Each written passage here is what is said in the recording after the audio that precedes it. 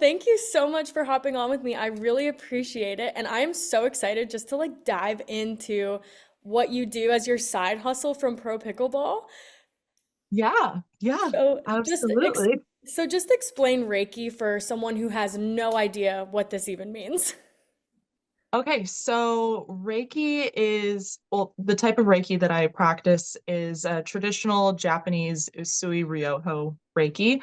It is basically a hands-off energy healing method, which sounds like wild because it's like, how can I get healing done if I'm not actually like touching your body or like similar to like a massage or anything? But it basically works on working with the electromagnetic field or biofield to get all sciencey around your body. It's the energies around us at all times. It's through us. Sometimes we can get blockages in different, say, chakra centers.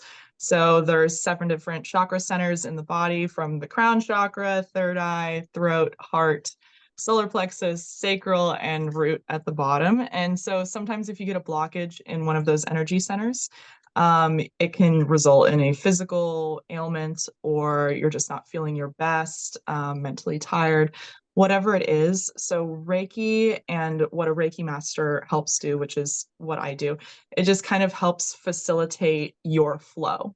So ultimately, it's a two-way exchange in that, as a Reiki master, you would help your clients connect back with their own energetic source. So it's just kind of a reminder to the body to heal yourself. The whole concept's about kind of healing yourself, and we all have that innate ability. Some people equate it to a type of prayer or meditation, but it's not religious in any way. It just is. So it's like a universal life force energy situation. I would say probably simplest way to put it is, if you've ever gotten acupuncture done or anything like that, it's similar effects to acupuncture, just without the needles. So if you're not a needles person, like That is try some perfect. Reiki instead. Yes. Yeah. So what Yeah. exactly does like master mean and why is that important in Reiki? So it's just a level of schooling that you've done in it. So there's 3 levels of teachings. There's a level 1, level 2, and then master kind of teacher level. And if you get to a master teacher level, then you're able to attune other um, basically students and help them have their own Reiki journey as well. So it's basically a level of schooling. So level 1, you get the basics, kind of learn, and then add some more to your practice in level 2. And then level 3, you can then learn how to teach others in it as well. And it's just kind of furthering the studies of it each time. So I've done level 1, level 2, and so I've also done level 3 as of, trying to think what year I finished. 2018 was when I Okay. officially done with the certifications with that. I also did added crystal Reiki as well, which is a different kind of subsection of it, where I use rocks basically for helping with healing, vibration, all that stuff. I add different modalities into my practice, and I also am tuned for animal Reiki as well. So I have quite a few animal clients, which is really fun. That I have so many questions. I'm so curious. So I how know long did this most whole people are, and I'm just like, how can I simplify this so that it doesn't sound so like way out there, but like also I do have a science background as well. I did sports medicine at Pepperdine, so I did Western medicine, and then incorporated Eastern medicine. I grew up very holistic Eastern medicine environment, a family that was very open to it. Um, I've been doing this kind of my whole life since I was a little kid. Any time a family member had some type of ailment or like felt like sick or anything, I was just like, oh, let me fix it, and like kind of put my hands near the area, and they're like, oh my God, that feels better. Thank you. And so they very much encouraged me in it. I didn't realize that it was an actual thing that I was doing, and then realized it after college and everything, that that was a route that I wanted to take. That's so interesting. So this was kind of a young development for you, as opposed to like, oh, you've decided you've stumbled into it when you were later in your life. Yeah. Yeah, I realized there's actually a name to it and that one could, study it or look deeper into the practice. And um, now it's what I do other than pickleball. So when you started at that level one, how long did it take for you to then become a master? How many years was that? So it took me about a year of kind of intensive. I did it back to back. I was also kind of finishing up doing professional tennis at the same time.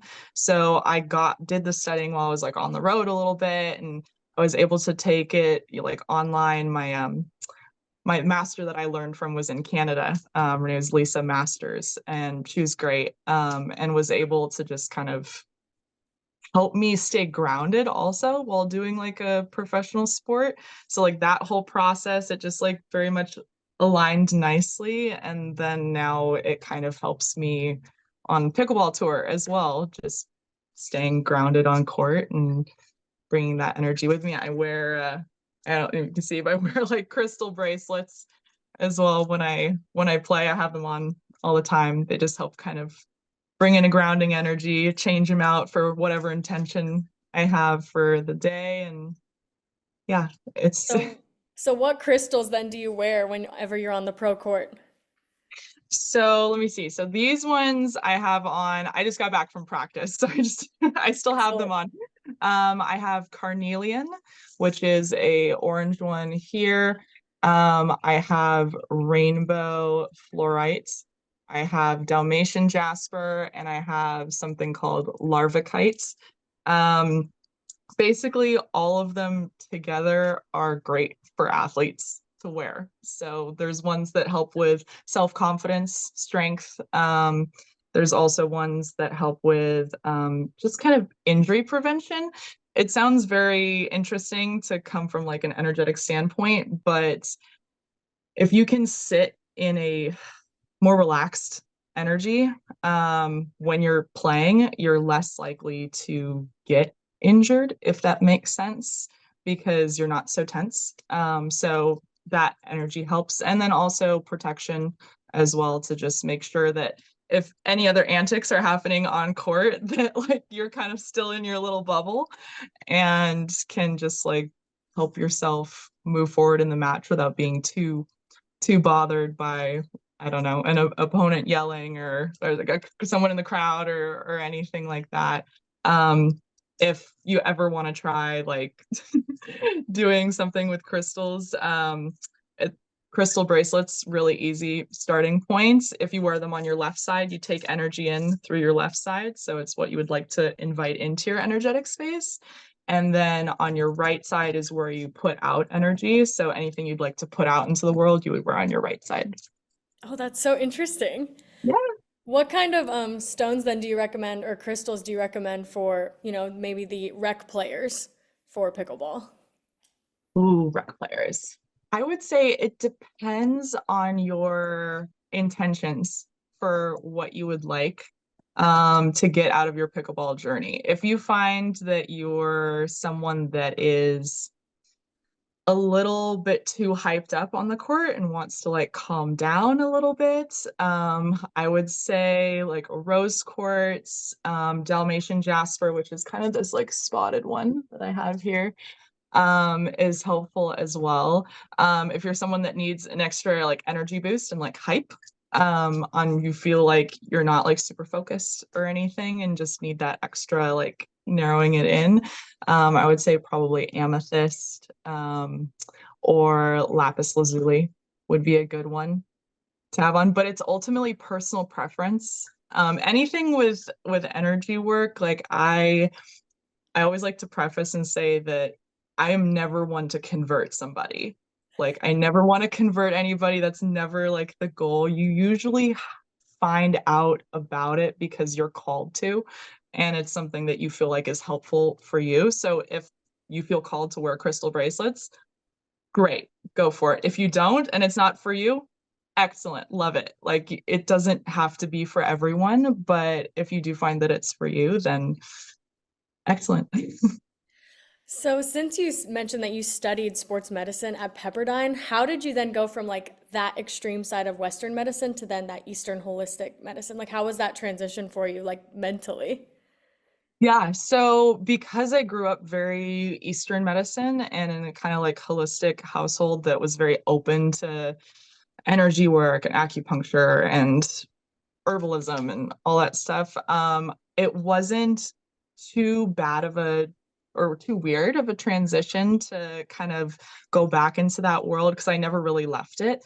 It was almost more the studying that I did at Pepperdine was that integration of the Western side of injury prevention, of taking care of yourself on the court, just kind of as an athlete, like physically taking care of yourself. And then I was like, okay, holistic approach, you do need that energetic care at the same time.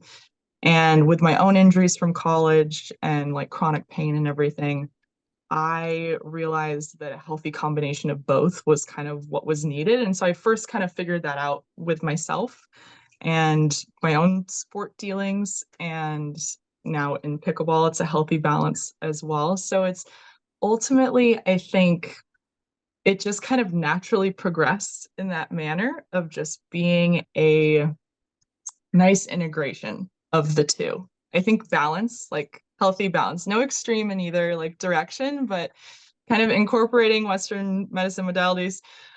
Some days you do need to take an Advil and you do need to, tape up some stuff and everything. And then other days, maybe Advil isn't needed and maybe, an herb is, or some meditation or some crystals, whatever kind of holistic cocktail you want to put together. Honestly, it's personal choice. So ultimately, it wasn't a huge leap. It just kind of nicely flowed, which kind of, I guess, fits. Yeah, absolutely. So, are there any skills that you've picked up from Reiki and becoming a master that you found is like so wonderfully transitions onto the pickleball court? I would say, and I would say it isn't very different from being an athlete kind of my whole life and doing professional sport, doing college, doing tennis tournaments, now pickleball tournaments. I would say that if you have like an athlete mindset and you're able to get into that competition head state and stay calm and stay even and recognize that even if the point you didn't win that point, the ability to say something positive to yourself and instead of go down that negative rabbit hole that sometimes is self-criticism and oh, I know I can do better, what are you doing, that negative self-talk. Reiki has kind of opened my self-talk vocabulary, if you could say, and has just allowed more room for like positivity and like uplifting. And I think that that translates to if you're on tour, you're playing pickleball, it can get to be a lot. But if you can leave whatever point just happened, even if you won the point, if you can leave it immediately and be like, okay, next point, like, and you're just smiling, having fun. It's just, I think, bringing positive energy into the space. And I'm always having fun playing pickleball. So it's kind of easy to do that. But I am a competitor. So sometimes it can get a little like feisty. But the Reiki helps keep me grounded on court for sure. Oh, that's awesome. And so you mentioned earlier that you have some animal clients that you do Reiki on. Tell me about that. I am so curious about that. Yeah, so I have done Reiki on several different animals. I've done Reiki on a horse before. Parrots are very receptive as well. Really? Um, I have guinea pigs personally, so they love it. But mostly the majority of everyone has dogs or cats, so that's usually what it is. But the other part of my practice that is interesting is that I only do my sessions over distance. So I am not physically in the room with you. I work strictly over email. How like a session works with me is that client books the session, we talk about intentions, but it's all over email. And then I send an email reminder before the session with just tips for getting ready and relaxing. Sometimes I'll send some sound healing as well. And then we do the session, no contact during the session. I take notes during the session. I have like a proxy that I work on. And then after the session, I type up full list, full email of just observations, anything from chakra reading that I noticed, and then we have an open dialogue afterwards. But I often find that with energy work, the way to best be open is to get rid of the human component. And so often the human condition can be something that locks people up. Interaction, if people are nervous about anything, you think of white coat fever, going to a doctor, someone's blood pressure goes up because they're nervous about what they're going to hear. So if the client or the animal are allowed to be in their space that they feel comfortable without a stranger being there, or without having to go somewhere specifically, the energy can be so much more open and receptive toward receiving the healing. And likewise, if I'm in my own space where I have all my tools and everything and can easily just get into that mindset as well, then the energy exchange is so much more powerful. So how do you logistically do that over a distance? Like, what does that look like exactly? It's hard to explain. I would say it's a trade secret a little bit, but I won't go into all of the details about it.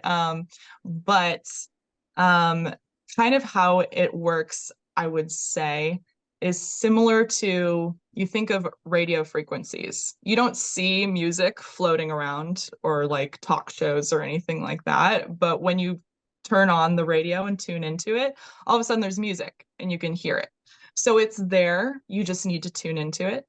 So as a Reiki master, I help you to tune into it. That's basically how it is. And could go into so many more things, but that would take hours. I would be teaching everyone a full course. Absolutely. And tell me a little bit about your apothecary. Yes, so part a side thing, I also got a degree in herbalism as well. So I have an apothecary that's specific for chronic pain relief and athletes. It's topical chronic pain relief as well. So it's a type of magnesium cream that also has some different herbal blends in it. It's organic, it's all natural. It is handmade by me. So there's no one else. It's me, myself, and I with this with this small business. But I use it, I bring it on the road with me for tournaments. A couple other athletes as well on the tour use it. And it's something that I needed for myself, and I made it for myself to help my family as well with their injuries and feeling good, and tested it a bunch and got it down to a formula that I was like, okay, this works. I would say it works in a gentle way. So if you think of sometimes pain relief creams like Tiger Balm or something like that are like very overwhelming in their like icy hot situation.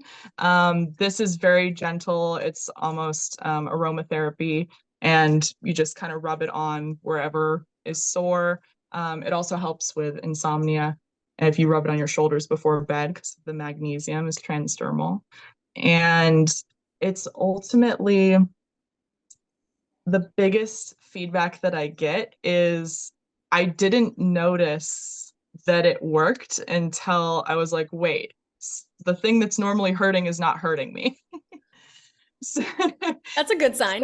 so it's not slapping you in the face with like all this icy hot stuff, but it's kind of just a gentle ease. Usually it takes about 10 minutes, and then walking pain free, playing pain-free. I put it on before my matches. I'll put it on after the shower, after matches, and it's helpful to me.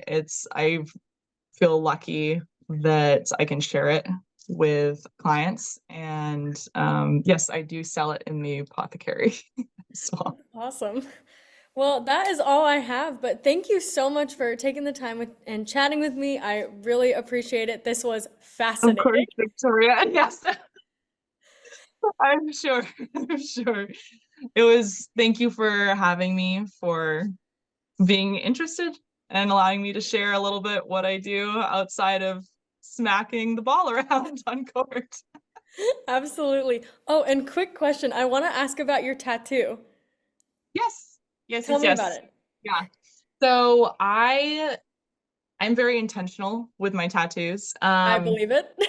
it. So this particular one, it took me about a year to come up, finalize the design. I wanted something very sharp, but also sensual, kind of a balance of two things.